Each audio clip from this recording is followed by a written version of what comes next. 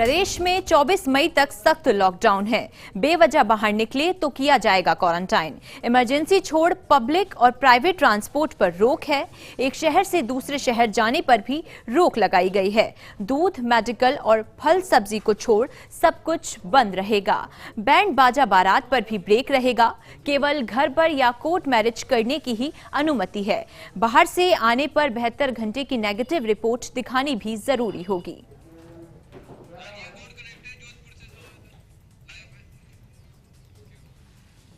इस पे और अधिक जानकारी के लिए संवाददाता राजीव गौड़ जोधपुर से हमारे साथ लाइव कनेक्टेड है।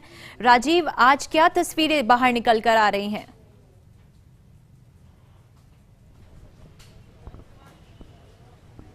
देखिए, जिस तरीके से लॉकडाउन का आज दूसरा दिन है, प्रदेश के मुख्यमंत्री आज राजनीतिक दलों से भी चर्चा करेंगे, लेकिन अगर जोधपुर की बात करें, उनके गृह जिले की बात करें, तस्वीरें देखिए, पुलिस पूरी तरह से चाक चौबंद है। जिस तरीके से कल बड़ी संख्या के अंदर जो वाहन है सीज किए गए हैं, चालान काटे गए हैं।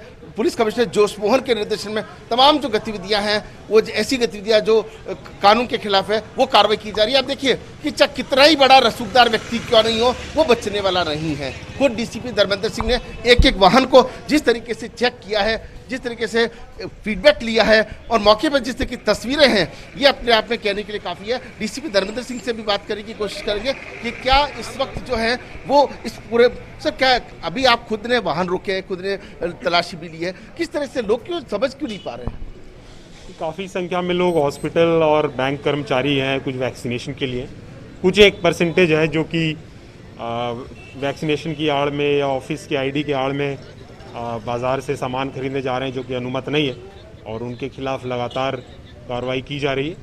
और लोगों से यही अपील है कि अपने आस पड़ोस के दुकान से ही ज़रूरत की सामान खरीदें, इसके लिए वाहन का इस्तेमाल ना करें। सर, कल भी बड़ी संख्या में वाहन सीज हुए हैं, चालान काटे गए हैं। जिस तरीके आपको लगता है कि ये प्रक्रिया चल रही है, लोगों को सख्ती जरूरी नहीं, नई गाइडलाइंस के अनुसार आप किसी भी निजी कार्य के लिए वाहन का इस्तेमाल वर्जित है, सिर्फ हॉस्पिटल इमरजेंसी में अलाउड है। इसको देखते हुए काफ़ी संख्या में कल व्हीकल्स सीज किए गए, खास करके मार्केट एरिया में पुलिस ने नज़र रखा और वहाँ जो व्यक्ति वाहन से सामान खरीदने आए थे, उनके वाहन को जब्त किया गया।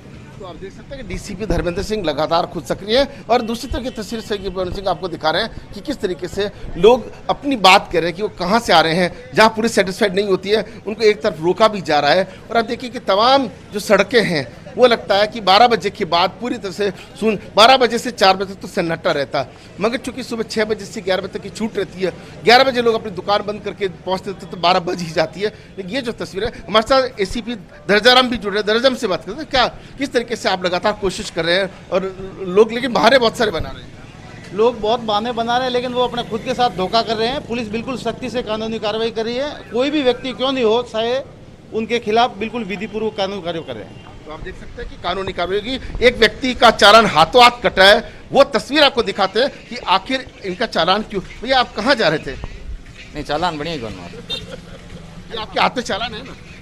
अरे मिलने वाला है। तो आप देखिए कई तरह की चीजें हैं, लोग किस तरह के बहाने हैं वो बनाते हैं। और चौराहे पे तस्वीरें देखिए कि जिस तरीके से अब धीरे धीरे सन्नाटा परसने लगा है। लगता है कि 12 साढ़े 12 बजे के बाद में जो है वो पूरी तरह से सन्नाटा होगा, क्योंकि सुबह सुबह जिस तरह की जो छूट है, चाहे डेयरी की बात करें, चाहे सब्जी की बात करें, किराना की बात करें, लेकिन एक बात किसी की भी समझ में नहीं आ रहा कि रोज किसको किराना चाहिए, रोज किसको सब्जी चाहिए।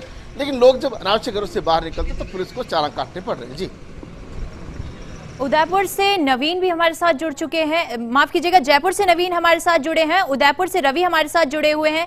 रवि, इस वक्त क्या तस्वीरें सामने निकल कर आ रही हैं?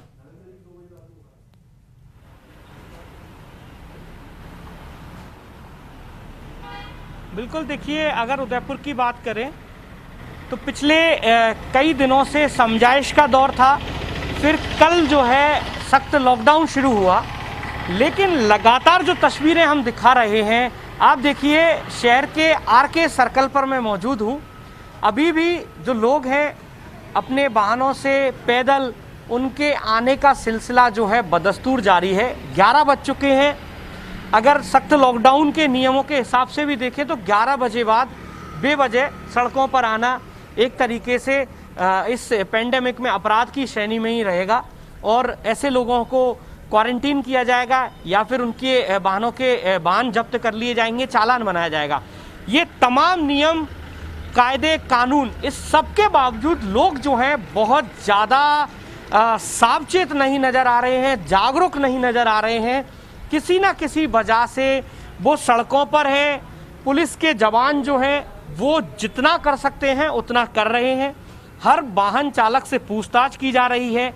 जो बेवजह सड़कों पर हैं उनके चालान बनाए जा रहे हैं। तमाम चीज़ें की जा रही हैं, लेकिन इस सब के बावजूद जो समझ है, जो जागरूकता है लोगों की, वो शायद इस सब पर जो है एक तरीके से कहें तो नाकाफ़ी साबित हो रही है। जागरूकता का जो अभाव है, या फिर ये कहें कि डर ही नहीं है लोगों में, और अपनी जान से खिलवाड़ करने को आमादा है वो तमाम लोग। और यही कारण है कि लगातार जो सड़कों पर ट्रैफिक का जो प्रेशर है वो कहीं ना कहीं नज़र आ रहा है। ऐसा नहीं कहा जा सकता कि पूरी तरीके से ये लॉकडाउन जो है उसकी पालना लोग कर रहे हो, ऐसा नहीं कहा जा सकता। किसी ना किसी कारण से, किसी ना किसी वजह से जो लोग हैं वो सड़कों पर आ रहे हैं। अपने वाहनों से लगातार आवाजाही जो है वो बदस्तूर है। आप चारों तरफ देखिए, मेरे कैमरा पर्सन प्रकाश इस तरफ भी दिखाएंगे आपको। ये देखिए, ये लंबी लाइनें जो हैं ये कहीं ना कहीं इस बात को दर्शाती ज़रूर है कि हो सकता है इसमें से कुछ लोग ऐसे हों जो ज़रूरी सुविधाओं से जुड़े हुए हैं, सेवाओं से जुड़े हुए हैं, उनका आना ज़रूरी हो। लेकिन कई लोग ऐसे भी हैं जो बेवजह सड़कों पर आए हैं। उनका जो साधारण सा काम था, अगर वो नहीं भी आते तो भी ज़िंदगी चल सकती है। लेकिन अब समझने की ज़रूरत सिर्फ यही है कि लोग जो है इस बात को समझें कि जो भी एजेंसीज हैं, चाहे पुलिस हो, चाहे प्रशासन हो, उनकी भी अपनी सीमाएं हैं। वो हर वाहन को रोककर उससे पूछताछ करना इसलिए भी कई बार परेशानी भरा हो जाता है क्योंकि पीछे एम्बुलेंस होती है, एम्बुलेंस को निकालना ज़रूरी है, लेकिन लोगों से पूछताछ भी करनी ज़रूरी है। तो इन तमाम परिस्थितियों में सबसे ज़्यादा ज़रूरी अब अगर हो जाता है तो वो ये कि लोग अगर खुद समझदार नहीं बनेंगे, खुद इस बात को महसूस नहीं करेंगे कि बेवजह सड़कों पर आने से उनके अथवा उनके परिजनों की जान जोखिम में आ सकती है, तब तक ये जो सख्त लॉकडाउन है ये भी बहुत ज़्यादा प्रभावी नहीं हो पाएगा। जी ऋषा।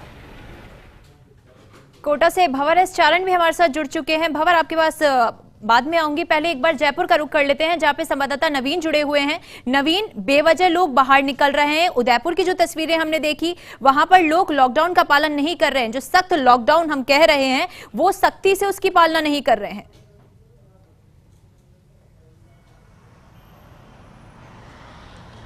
देखिए, बिल्कुल वाकई में ऋषा, मैं इस वक्त छोटी चौपड़ पर खड़ा हुआ हूँ। मेरे सहयोगी कैमरा पर्सन सुरेंद्र है, वो आपको तस्वीरें दिखाएंगे छोटी चौपड़ की। यहाँ पर जो पुलिस के जवान हैं वो लगातार जो वाहन है जो सड़कों पर आ रहे हैं उनको रोककर उनसे पूछताछ कर रहे हैं। आप सड़कों पर क्यों आए हैं, आपका किस लिए आए हैं। तो अगर जो किसी इमरजेंसी को छोड़कर जो वाहन चालक हैं वो सड़कों पर आ रहे हैं उनसे पूछताछ की जा रही है।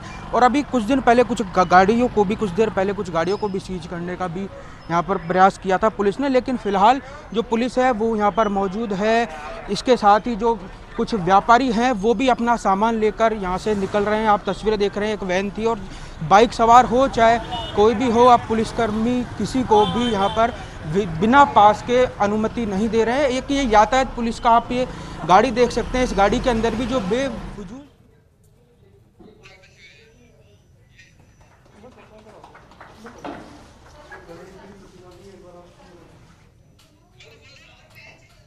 कोविड केयर सेंटर का स्तरीय पर कोटा में स्थापित हुआ रेंज स्तरीय covid care centre. Ravidutt Gaur करेंगे उद्घाटन।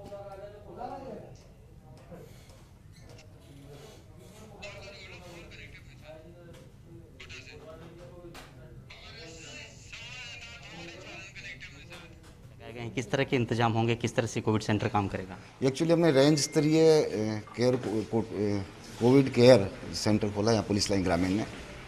इसके लिए हमें सहयोग मिला है एलएन संस्था का और अमित खंडेलवाल जी जो स्काई लाइन वेयर हाउसिंग के हैं। अमित जी ने हमें 15 ऑक्सीजन कंसनट्रेटर दिए हैं जो 10 लीटर कैपेसिटी के हैं, और एलएन की तरफ से हमें बेड्स मिले हैं, प्लस जो भी पेशेंट्स होंगे, अटेंडेंट्स होंगे, उनके लिए फूड का अरेंजमेंट उनके द्वारा किया जाएगा। डॉक्टर्स और नर्सेज हमारे पुलिस लाइन के वो भी काम करेंगे, ऑन कॉल्स भी डॉक्टर्स को बुलाएंगे।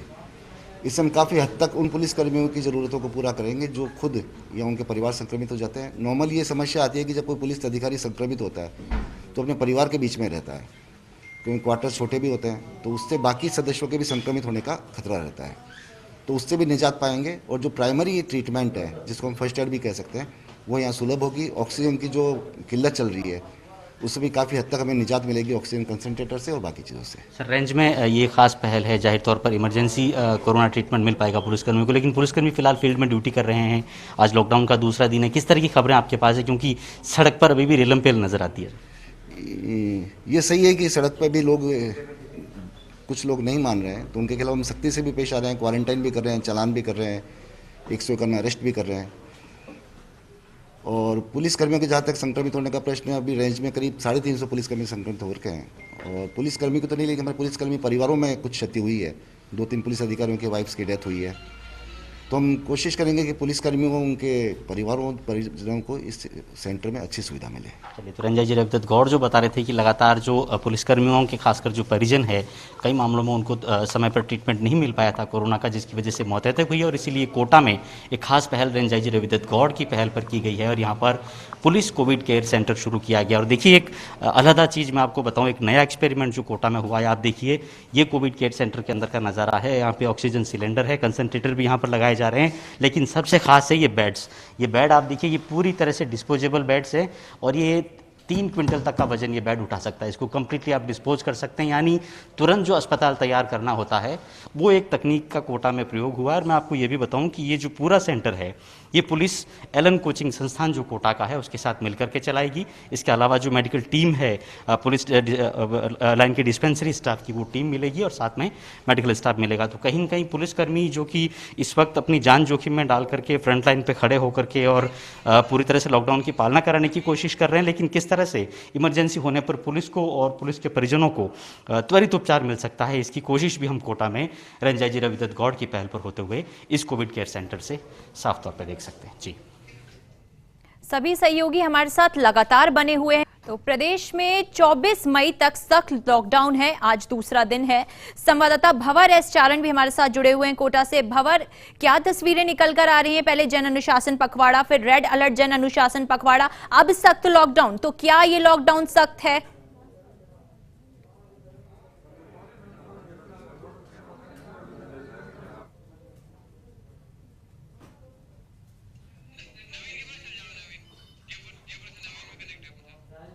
चलिए जयपुर का रुख कर लेते हैं, संवाददाता नवीन जुड़े हुए हैं। नवीन, प्रदेश में 24 मई तक सख्त लॉकडाउन है, आज दूसरा दिन है, तो क्या ये लॉकडाउन सख्त है?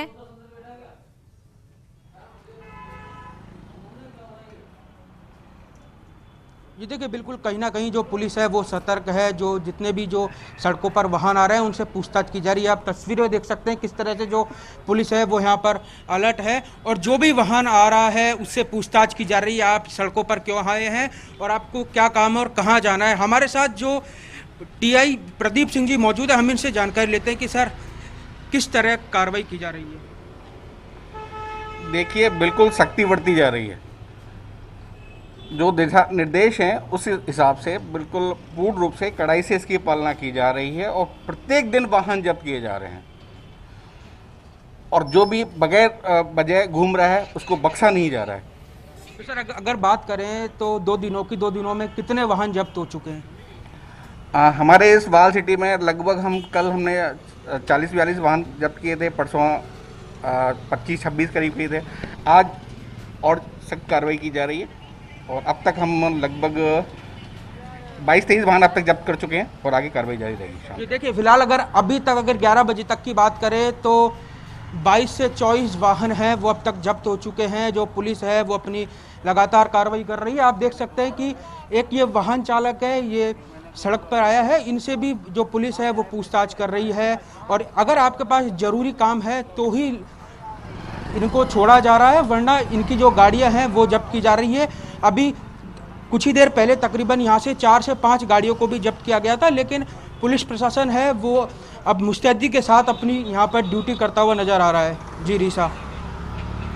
कोटा का रुख कर लेते हैं। भंवर जुड़े हुए हैं। भंवर, कोटा में क्या तस्वीरें निकल कर आ रही हैं इस वक्त की? क्या पूरी तरीके से सख्ती के साथ पालना की जा रही है? क्या प्रशासन मुस्तैद है पूरी तरीके से? क्या आमजन सतर्क है?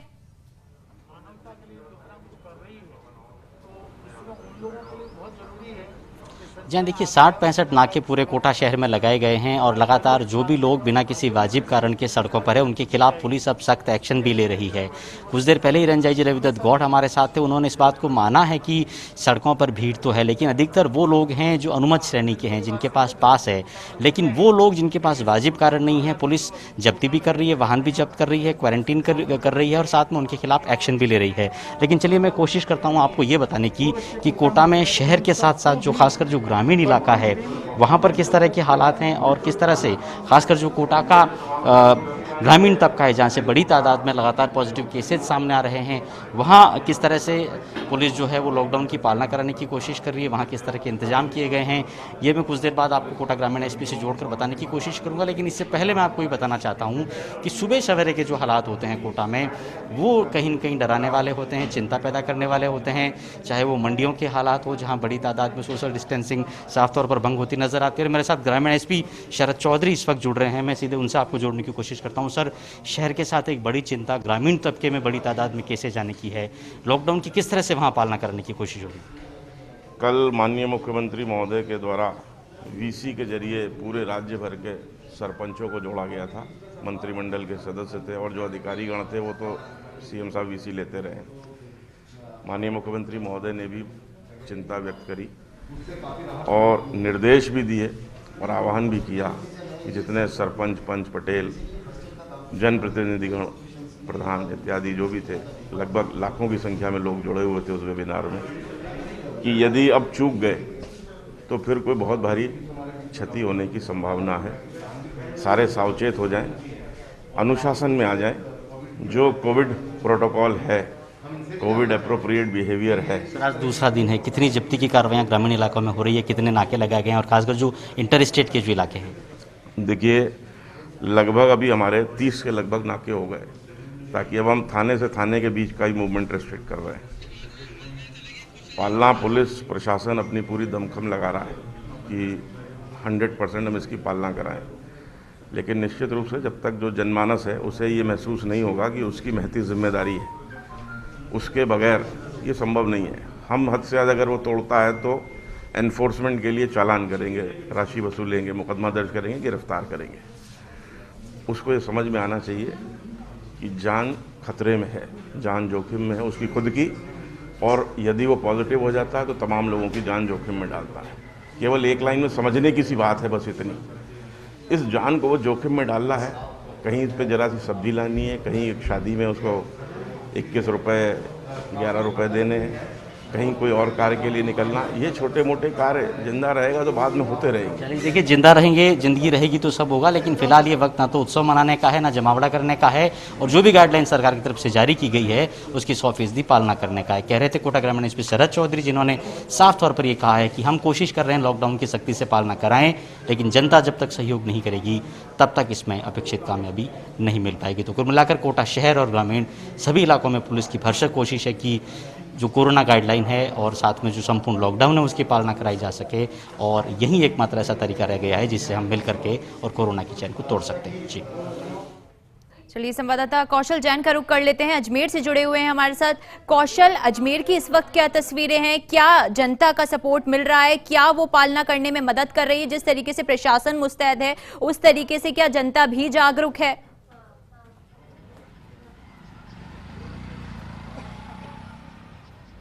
जी देखिए, जहाँ तक बात करें हम तो कल के और आज के सिनेरियो में काफ़ी अंतर है।